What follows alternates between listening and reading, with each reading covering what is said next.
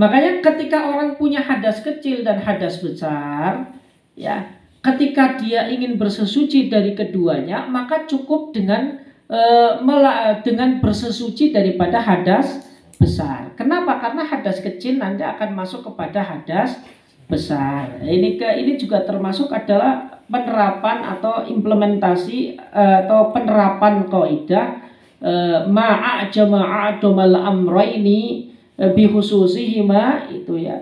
Dahula ahaduhuma fil akhar. Jadi kalau ada segala sesuatu yang mewajibkan dua hal, ya, kemudian salah satu di antara keduanya lebih besar daripada salah satu di antara keduanya lebih besar, maka yang kecil akan masuk kepada yang besar. Ya, ini cukup satu. Far'un yusannu li junubin wa haidin wa nufasa'a ba'da qida'i damihima huslu farjin wa wudu'un li naumin wa aqlin wa syurbin wa yukrahu fi'lu syai'in min dhalika bila wudu'in wa yambaghi alla yuzilu qabla al-husli sya'ran aw dhubran wa kadha daman li'anna dhalika yuraddu fil akhirati junuban. Far'un cabang pembahasan. Yusannu dan sunahkan li junubin bagi orang yang junub, wa haidin dan orang yang haid, wa nufasa'a dan orang yang nifas, ba'dan qida'i damihima setelah terputus darah keduanya, yaitu darah daripada haid dan nufas. Huslu farjin membasuh farji. Artinya kalau ada orang haid, ya, atau ada orang nifas, setelah darahnya terhenti, maka dia disunahkan membasuh farjinya dan juga disunahkan berwudu linaumin wa aklin nasyurbin, karena untuk makan, untuk tidur dan juga untuk minum. Jadi kalau ada orang haid, ya, setelah darahnya terhenti, maka sunnah farjinya dibasuh dan juga disunahkan wudhu sebelum makan, minum dan tidur. Ini sunnah. Ya. Wa yukrahu fi'lu syai'in min dzalika bila wudu'in. Lah, ketika dia makan sebelum berwudu dan membasuh farjinya, atau ketika dia minum sebelum berwudu dan membasuh farjinya, atau ketika dia tidur sebelum membasuh farjinya dan sebelum berwudu, maka hukumnya makruh. Wa yambaghi alla yuzilu qabla al-husli sya'ran aw dhubran wa kadha daman. Dan seharusnya, selayaknya, seyogyanya tidak menghilangkan sesuatu sebelum mandi, baik itu berupa rambut atau berupa kuku ataupun berupa darah. Darah yang ada di anggota tubuh kita, misalkan kita itu melenting, ya, kemudian diplotot sampai darah tersebut keluar, maka ini sebaiknya jangan dilakukan. Li'anna dzalika yuraddu fil akhirati junuban. Karena semua itu nanti di akhirat akan dikembalikan kepada kita dalam keadaan junub. Ya, konon ini dalam satu riwayat meskipun hadisnya dhaif, itu besok anggota-anggota yang kita potong ketika kita dalam keadaan tidak suci, besok di hari kiamat akan mendatangi kita dan meminta haknya. Tetapi meskipun ini hadis dhaif, tetapi ini nggak jadi masalah. Makanya hukum di sini tidak wajib, tetapi hukum ini bahasanya wayam bagi.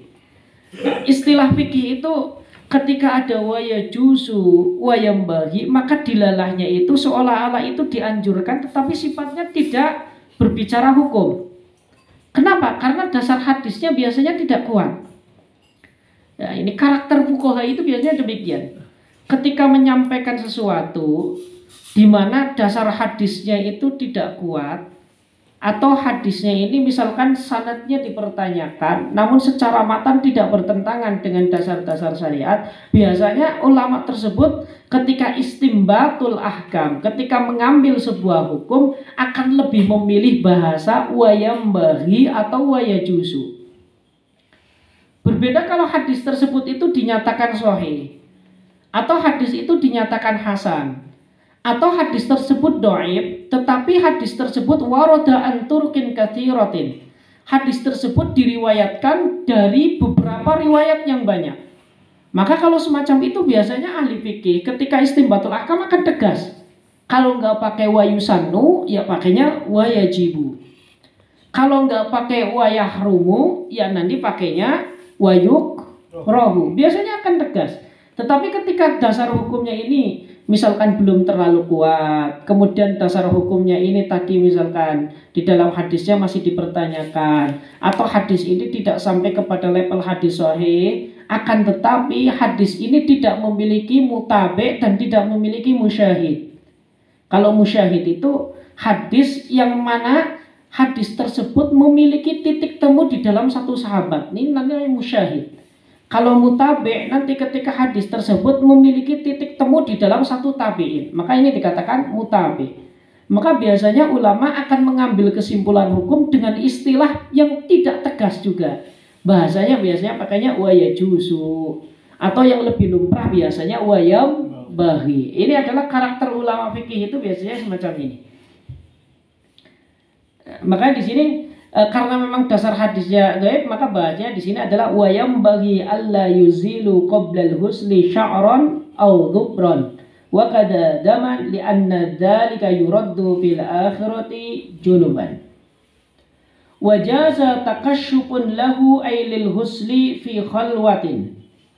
Dan boleh, jaza diperbolehkan, takashshufun melepas semua baju lil husli karena mandi, fi khalwatin di dalam tempat yang sepi. Artinya boleh juga ketika kita mandi itu kita melepas seluruh baju kita, tapi dengan catatan fi khalwatin.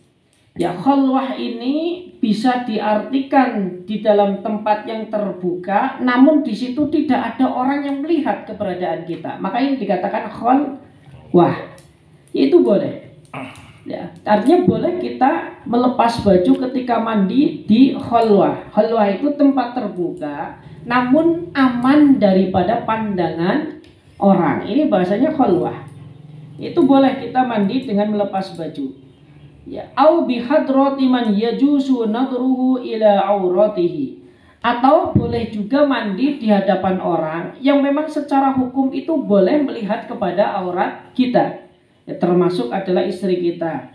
Kazaujatin sebagaimana istri, wa amatin dan sebagaimana amat. Ya, amat itu kayak semacam budak ya. Tapi ini sekarang sudah tidak ada, ini dulu ya. Jadi ada perbedaan antara amat sama jariyah. Kalau amat itu bisa dipahami ya seperti pembantu, namun dia dibeli, itu amat. Kalau jariyah itu biasanya semacam amat, semacam budak, tetapi dia itu biasanya terhormat. Biasanya jariyah ini diberikan kepada orang-orang terhormat ya sebagai hadiah daripada orang terhormat, dan status jariyah ini biasanya juga orang terhormat. Kan dulu karakter Arab itu kan antara penguasa itu kan saling berebut kekuasaan, maka di situ akan terjadi peperangan. Maka pihak yang kalah, maka di situ akan dijarah. Ya, termasuk ladangnya, termasuk kekayaannya, termasuk ternaknya, termasuk anak-anaknya, dan juga termasuk istrinya. Maka di situ statusnya bisa dijadikan budak atau bisa dijadikan jariyah. Dan jariyah ini biasanya ya anak gadis yang dijarah ketika kalah peperangan, namun biasanya dari kalangan orang terhormat. Maka dia biasanya dikatakan jariyah. Ya, sebagaimana istri baginda Rasulullah Sallallahu Alaihi Wasallam yang melahirkan Sayyidina Ibrahim, itu kan lahir daripada seorang jariyah yang namanya Al-Mariyah Qibtiyah. Ya, itu kan dari Mariyah Qibtiyah. Ibrahim. Bukan selir. Bukan, kalau bahasa selir itu bahasa ini, tetapi ya mirip-mirip selir itu ya. Tetapi yang jelas terhormat itu ya, itu terhormat dan tidak dinikahi yang jelas itu. Nah, kalau dalam dunia kerajaan Jawa ya mungkin itu mirip-mirip selir lah untuk menggambarkan itu. Mboten niku mboten. Kemudian